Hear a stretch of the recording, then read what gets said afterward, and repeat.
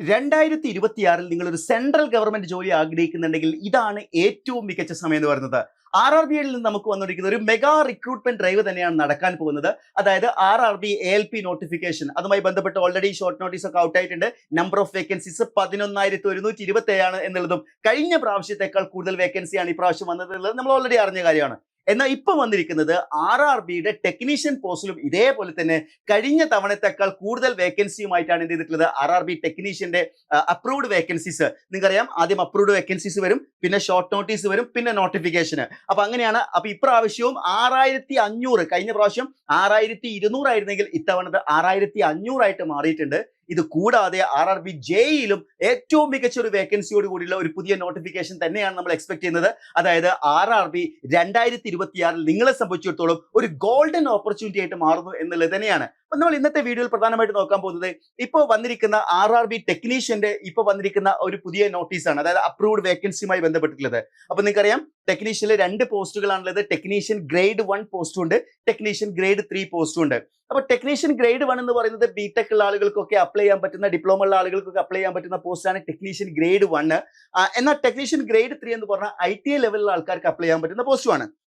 സ്വാഭാവികമായിട്ടുള്ള സമയമാണ് ഈ ടെക്നീഷ്യൻ ഗ്രേഡ് 3 ബിടെക്കാർക്ക് അപ്ലൈ ചെയ്യാൻ പറ്റുമോ എന്നുള്ളത്. അപ്പൊ നിങ്ങൾ ഈ വീഡിയോ പൂർണ്ണമായിട്ടും കാണാം. ടെക്നീഷ്യൻ ഗ്രേഡ് 3 ബിടെക്കാർക്ക് അപ്ലൈ ചെയ്യാൻ പറ്റുന്ന പോസ്റ്റുകളും ഉണ്ട്. എല്ലാ പോസ്റ്റും അല്ല, ചില പോസ്റ്റും നമുക്ക് എന്ത് ചെയ്യാം, ബിടെക്കാർക്കും അപ്ലൈ ചെയ്യാൻ പറ്റും. ടെക്നീഷ്യൻ ഗ്രേഡ് 1 ബിടെക്, അതേപോലെ BSc ഫിസിക്സ് ആൻഡ് മാത്സ് ഒക്കെ കഴിഞ്ഞ ആളുകൾക്ക് ടെക്നീഷ്യൻ ഗ്രേഡ് 1 എന്ത് ചെയ്യാൻ പറ്റുന്നുണ്ട്, അപ്ലൈ ചെയ്യാൻ പറ്റുന്നുണ്ട്. അപ്പൊ നമ്മൾ നോക്കുകയാണെന്നുണ്ടെങ്കിൽ ഇപ്പൊ വന്നിരിക്കുന്നത് government of India ministry of റെയിൽവേസിൽ നിന്ന് വന്നിരിക്കുന്ന ഒരു ലെറ്റർ ആണ്. അപ്പൊ അതിൽ vacancies of technician to be notified for the recruitment 2026 reference railway recruitment board letter number 2024 bar RRB 25 bar 38 dated 5/12/2025 എന്നാണ് പറഞ്ഞിരിക്കുന്നത്. അതായത് വേക്കൻസി എന്ത് ചെയ്തിട്ടുണ്ട്, അപ്രൂവ്ഡ് വേക്കൻസീസ് ആണ് ഇവിടെ വന്നിരിക്കുന്നത്. ഇത് എല്ലാ RRBയിലേക്കും അയച്ചിട്ടുള്ള ഒരു ലെറ്ററിന്റെ ഒരു കോപ്പിയാണ് നിങ്ങൾ കാണുന്നത്. അപ്പൊ ഇതൊരു ബിഗ് അപ്ഡേറ്റ് തന്നെയാണ്. ഈ RRBയുടെ വീഡിയോസുകളൊക്കെ ചെയ്യുന്ന സമയത്ത് ഒരല്പം കൺഫ്യൂസിങ് ആകുന്നുണ്ട് നിങ്ങൾ. കാരണം ഇപ്പൊ നിലവിലൊരു RRB പ്രോസസ്സ് നടന്നുകൊണ്ടിരിക്കുകയാണ്. LPയുടെ സെക്കൻഡ് ടയർ എക്സാം വരാൻ പോകുന്നുണ്ട്, അതേപോലെ തന്നെ JEE സെക്കൻഡ് ടയർ വരാൻ പോകുന്നുണ്ട്. ഇത് കഴിഞ്ഞ പ്രാവശ്യത്തെ നോട്ടിഫിക്കേഷൻ്റെ തന്നെയാണോ പറയുന്നത് എന്നുള്ളൊരു സംശയം പല ആൾക്കാർക്കും ഉണ്ടാവുന്നുണ്ട്. കാരണം ഇത് ഇത്തരം വീഡിയോസുകൾ ഇത്രയും വലിയ ഓപ്പർച്യൂണിറ്റി ആയിട്ടും ഉദ്യോഗാർത്ഥികൾ വേണ്ടത്ര രീതിയിൽ അതിൽ നിന്ന് റെസ്പോൺസ് കിട്ടാത്തതുകൊണ്ടാണ് ഞാനിത് പറയുന്നത്.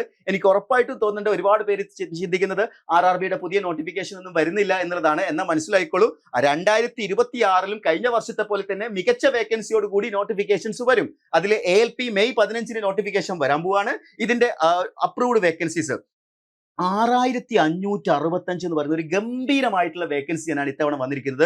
39 ട്രേഡുകളിലായിട്ട് 2026 നിങ്ങളൊരു സെൻട്രൽ ഗവൺമെന്റ് ജോലി ടാർഗറ്റ് ചെയ്യുന്നുണ്ടെങ്കിൽ ഇത് തന്നെയാണ് ഏറ്റവും മികച്ച അവസരം എന്ന് പറയുന്നത്. അപ്പൊ നമ്മൾ പോസ്റ്റ് വൈസ് നമ്മൾ നോക്കുകയാണെങ്കിൽ ഒരുപാട് പോസ്റ്റുകൾ, ഞാൻ എല്ലാം വായിക്കുന്നില്ല. ഇപ്പൊ നമ്മൾ നോക്കുകയാണെങ്കിൽ ഇലക്ട്രിക്കൽ ഡിപ്പാർട്ട്മെന്റിൽ ട്രെയിനിങ്ങിൽ ഫിറ്റർ, അതേപോലെ തന്നെ അങ്ങനെ TRD workshop, TRS track machine fitter, അതേപോലെ തന്നെ അങ്ങനെയുള്ള carriage and wagon, welder, diesel electrical, അങ്ങനെ തുടങ്ങി എല്ലാം. അതേപോലെ ടെക്നീഷ്യൻ ഗ്രേഡ് 1 സിഗ്നൽ അല്ലെ, ടെക്നീഷ്യൻ ഗ്രേഡ് 1 സിഗ്നൽ S&T ഉണ്ട്, അതേപോലെ ഗ്രേഡ് 3 S&T ഉണ്ട്.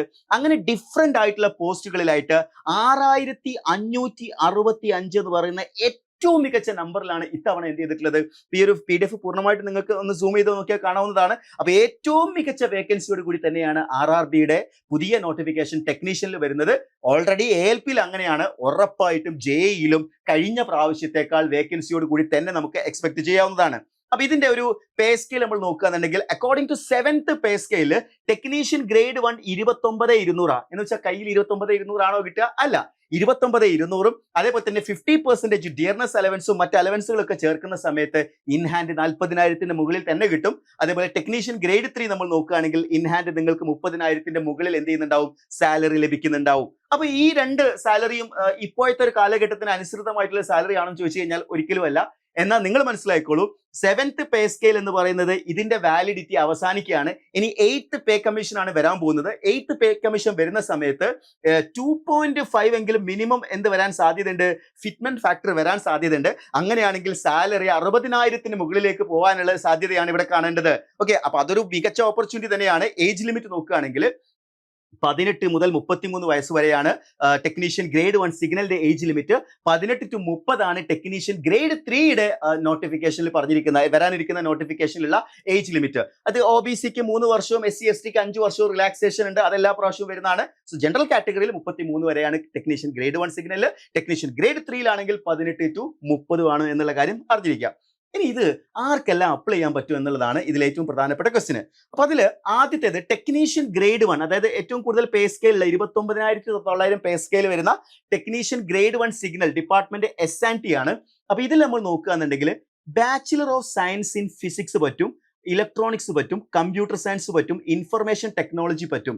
അതേപോലെ BS in combination of any substream of basic streams of physics, electronics, computer science, IT, instrumentation പറഞ്ഞിട്ടുണ്ട്.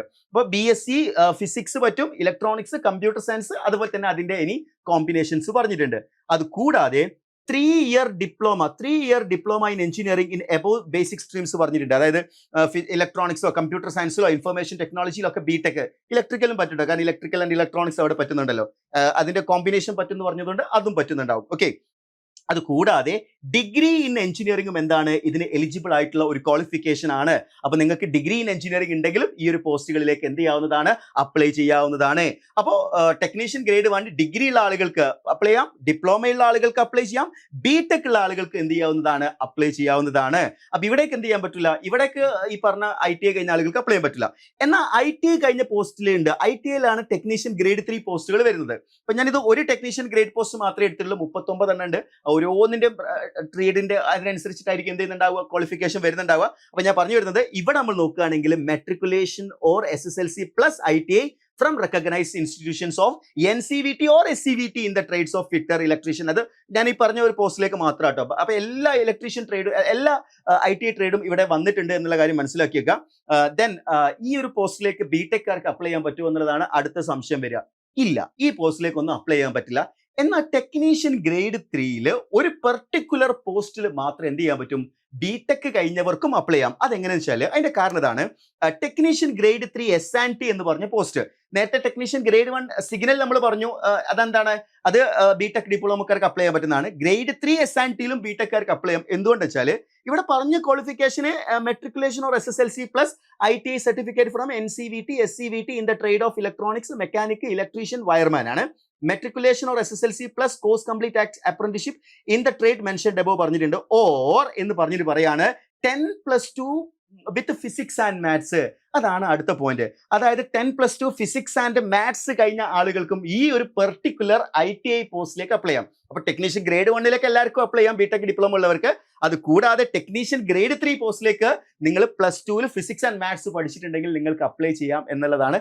ബാക്കിയുള്ള ടെക്നീഷ്യൻ പോസ്റ്റിലൊന്നും അപ്ലൈ ചെയ്യാൻ പറ്റില്ല കേട്ടോ. അത് യുണീക്ലി ITI കഴിഞ്ഞ, എക്സ്ക്ലൂസീവ്ലി ITI കഴിഞ്ഞ ഉദ്യോഗാർത്ഥികൾക്ക് മാത്രം അപ്ലൈ ചെയ്യാൻ പറ്റുന്ന പോസ്റ്റുകളാണ്. ആ ഒരു കാര്യം ഓർമ്മയിൽ നിൽക്കട്ടെ. അപ്പൊ ഇതാണ് RRBയിൽ ഇപ്പൊ വന്നിരിക്കുന്ന ലേറ്റസ്റ്റ് അപ്ഡേറ്റ് എന്ന് പറയുന്നത്. അപ്പൊ ഈ അപ്ഡേറ്റോട് കൂടി തന്നെ RRB നോട്ടിഫിക്കേഷൻ ഡ്രൈവ് ഓപ്പൺ ആയിരിക്കുകയാണ്. RRBയുടെ അസിസ്റ്റന്റ് ലോക്കോ പൈലറ്റ് ആയിക്കോട്ടെ, RRBയുടെ ടെക്നീഷ്യൻ പോസ്റ്റ്, അത് ഗ്രേഡ് 1 ആയിക്കോട്ടെ, ഗ്രേഡ് 3 ആയിക്കോട്ടെ, അതേപോലെ തന്നെ വരാനിരിക്കുന്ന RRB JE ആയിക്കോട്ടെ, RRBയുടെ എക്സാംസ് ഏതും ആയിക്കോട്ടെ, പ്രിപ്പറേഷന് കേരളത്തിലെ ഏറ്റവും മികച്ച പ്ലാറ്റ്ഫോമുകളിൽ നിന്നാണ് എൻട്രി ആപ്പ് എന്ന് പറയുന്നത്. സോ എൻട്രി ആപ്പിന്റെ RRB കോഴ്സുകളിൽ ടെക്നീഷ്യനോ ALPയോ JEയോ ഏതും ആയിക്കോട്ടെ, എൻട്രിയോടൊപ്പം പഠിക്കാൻ നിങ്ങൾ ആഗ്രഹിക്കുന്നുണ്ടെങ്കിൽ കഴിഞ്ഞ പ്രാവശ്യത്തെ ടെക്നീഷ്യൻ കോഴ്സിൽ എൻട്രിയുടെ ഉദ്യോഗാർത്ഥികളുണ്ട്. അതേപോലെ ALP എക്സാമിൽ 29 ഉദ്യോഗാർത്ഥികളുണ്ട്. JE എക്സാമിൽ 30-ലധികം ഉദ്യോഗാർത്ഥികൾ എൻട്രി ചെയ്തിട്ടുണ്ട്. അങ്ങനെ എല്ലാ അർത്ഥത്തിലും കഴിഞ്ഞ പ്രാവശ്യം കേരളത്തിലെ ഏറ്റവും മികച്ച റിസൾട്ട് പ്രൊഡ്യൂസ് ചെയ്ത പ്ലാറ്റ്ഫോമുകളിൽ നിന്നാണ് എൻട്രി ആപ്പ്. സോ എൻട്രി ആപ്പിന്റെ എക്സ്ക്ലൂസീവ് RRB ബാച്ചസിൽ ജോയിൻ ചെയ്യാൻ താഴെ കൊടുത്തിരിക്കുന്ന ഗൂഗിൾ ഫോം ഫിൽ ചെയ്യുക. സ്ക്രോൾ ചെയ്തിരിക്കുന്ന നമ്പറിൽ കോൺടാക്ട് ചെയ്താൽ കൂടുതൽ ഇൻഫർമേഷൻ ലഭിക്കുന്നതായിരിക്കും. അപ്പോൾ RRBയുടെ ഈ ഒരു mega recruitment drive maximum utilise ചെയ്യുക, നിങ്ങളുടെ ഫ്രണ്ട്സിന് ഷെയർ ചെയ്ത് കൊടുക്കുക. Wish you all the best.